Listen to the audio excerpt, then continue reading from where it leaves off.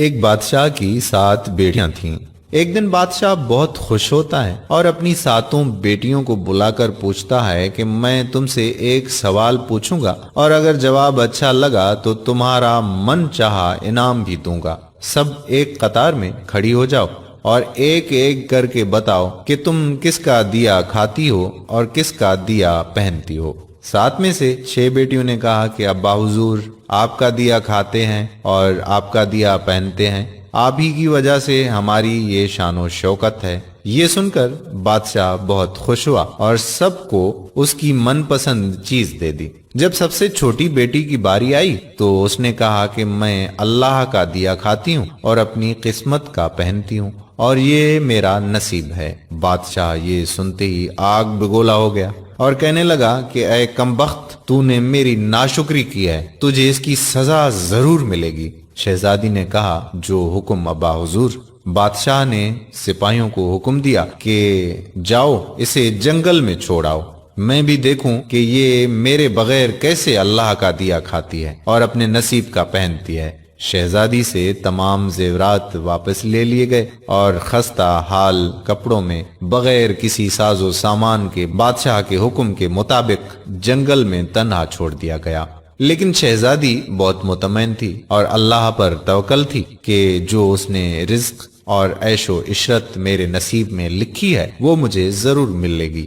سب سپاہی شہزادی کو چھوڑ کر واپس چلے گئے۔ شہزادی جنگل کو دیکھنے لگی، چاروں طرف درخت ہی درخت تھے اور دوپہر سے شام ہونے والی تھی کہ شہزادی نے سوچا کہ کیوں نہ کچھ لکڑیاں جمع کر لوں تاکہ رات کو آگ جلاؤں، پھر کوئی جنگلی جانور پاس نہیں آئے گا اور رات بھی گزر جائے گی۔ شہزادی جنگل میں لکڑیاں ڈھونڈنے چل پڑی۔ اس کی نظر ایک جھونپڑی پر پڑی جہاں باہر ایک بکری بندھی ہوئی تھی اور اندر سے کھانسی کی آواز آ رہی تھی۔ پہلے تو شہزادی بہت حیران ہوئی کہ اتنی ویران جگہ پر جھونپڑی۔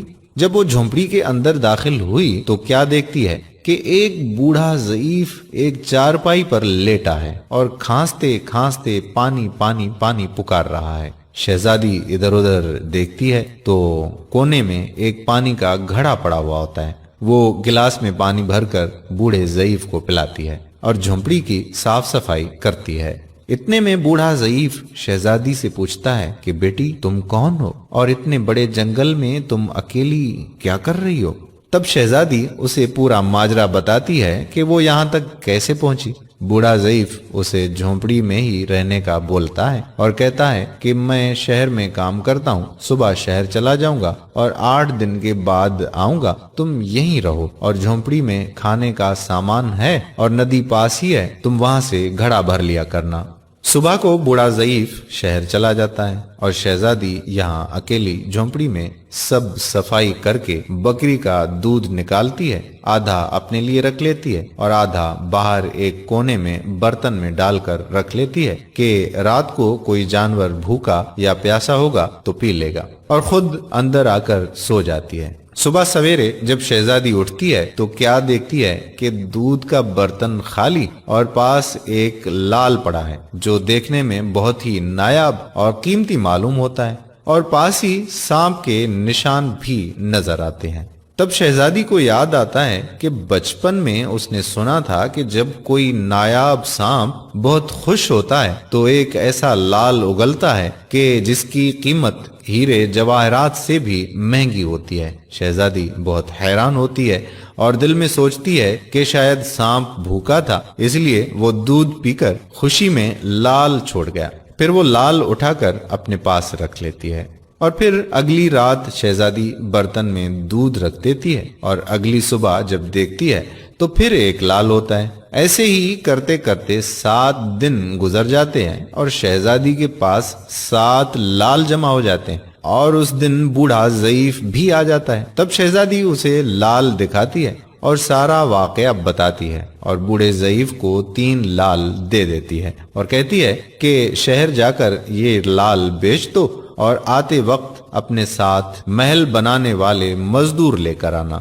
باقی 4 لال شہزادی اپنے گلے میں مالا کے طور پر پہن لیتی ہے اور کچھ ہی مہینوں میں جنگل میں ایک عالی شان محل تیار ہو جاتا ہے۔ جس میں بوڑھا ضعیف اور شہزادی رہنے لگتے ہیں۔ ایسا خوبصورت محل جس میں ہر آرائش، نوکر چاکر، دنیا کی تمام نعمتیں موجود ہوتی ہیں۔ شہزادی جنگل میں لکڑی کی فیکٹری لگا دیتی ہے جس میں غریب کام کرتے ہیں اور ان کی روٹی بھی چلتی رہتی ہے۔ دیکھتے ہی دیکھتے جنگل شہر نما بن جاتا ہے اور دور دور تک دھوم مچ جاتی ہے کہ شہزادی بہت ہی رحم دل ہے۔ یہ خبر ایسے ہی بادشاہ تک پہنچتی ہے تو بادشاہ کے دل میں اشتیاق ہوتا ہے کہ دیکھوں تو صحیح کون سے ملک کی شہزادی ہے جس کی اتنی تعریف ہے۔ بادشاہ سپاہیوں کے ہاتھ پیغام بھیجتا ہے شہزادی سے ملنے کا۔ یہاں شہزادی کے سپاہی جب شہزادی کو بتاتے ہیں تو شہزادی یہ حکم دیتی ہے کہ بادشاہ سلامت ایک ہی شرط پر ہم سے مل سکتے ہیں کہ وہ اپنی تمام بیٹیوں کے ساتھ آئے۔ سپاہی جا کر بادشاہ کو پیغام دے دیتے ہیں۔ ایک دن بادشاہ اپنی تمام بیٹیوں کے ساتھ شہزادی کے محل جاتا ہے۔ شہزادی ان سب سے چہرے پر نقاب پہن کر ملتی ہے اور ان کے لیے 7 رنگ کے کھانے پیش کرتی ہے اور ہر کھانے کے ساتھ اسی رنگ کا جوڑا زیورات پہن کر آتی ہے۔ محل کی شان و شوکت، خوبصورتی اور شہزادی کا انداز بادشاہ اور باقی تمام شہزادیوں کو بہت حیران اور متاثر کرتا ہے۔ آخر میں بادشاہ شہزادی سے کہہ ہی دیتا ہے کہ تم میری بیٹی کی جگہ پر ہو اور میں بھی تمہارے کہنے پر اپنی تمام بیٹیوں کے ساتھ آیا ہوں، پھر ہم سے یہ پردہ کس لیے؟ بہت اصرار پر شہزادی کہتی ہے کہ ٹھیک ہے، میں تیار ہو کر آتی ہوں۔ سب شہزادیاں آپس میں سرگوشی کرنے لگتی ہیں کہ اتنی تو تیار ہے، اتنے مہنگے زیورات پہنے ہوئے ہیں، اب اور کتنا تیار ہو کر آئے گی؟ اتنے میں کیا دیکھتے ہیں کہ دور سے ایک خستہ حال کپڑوں میں کوئی آ رہا ہے اور غور کرنے پر بادشاہ کو یاد آتا ہے کہ یہ ابھی تک زندہ ہے۔ میں تو سوچتا تھا کہ اسے جنگل کے جانور کھا گئے، اور جب میں نے اپنے سپاہیوں کو اس کی خبر لینے بھیجا تھا تب انہوں نے ہی بتایا تھا کہ وہاں شہزادی کا کوئی نام و نشان نہیں ہے، تو یہ کیسے ممکن ہے؟ بادشاہ خوشی سے جھوم اٹھتا ہے اور کہتا ہے کہ شہزادی کو بلاؤ، میں تمہیں شہزادی سے آزاد کروا کے لے جاؤں گا، چاہے وہ تمہاری قیمت میں میری ساری بادشاہت مانگ لے۔ یہ سنتے ہی شہزادی بولتی ہے، نہیں ابا حضور، میں ہی وہی شہزادی ہوں۔ میں نہ کہتی تھی کہ میں اللہ کا دیا کھاتی ہوں اور اپنے نصیب کا پہنتی ہوں، بس اسی اللہ نے مجھے کہاں سے کہاں پہنچا دیا ہے کہ آج میں آپ سے بھی زیادہ امیر ہوں۔ پھر شہزادی اپنا تمام حال بیان کرتی ہے کہ وہ اس مقام تک کیسے آئی اور دکھاتی ہے اپنے گلے کی مالا جس میں ابھی بھی 4 لال موجود ہوتے ہیں۔ یہ بات سنتے ہی باقی تمام شہزادیاں دل میں رشک کرنے لگتی ہیں اور سوچتی ہیں کہ اے کاش ہم نے بھی تب یہی کہا ہوتا کہ اللہ کا دیا کھاتی ہیں اور اپنے نصیب کا پہنتی ہیں۔ دوستو، ہمیشہ اللہ تعالیٰ کی ذات پر یقین رکھو، وہ جس حال میں بھی رکھے ہمیشہ شکر ادا کرو، وہ ذات تمہیں کبھی اکیلا نہیں چھوڑے گی۔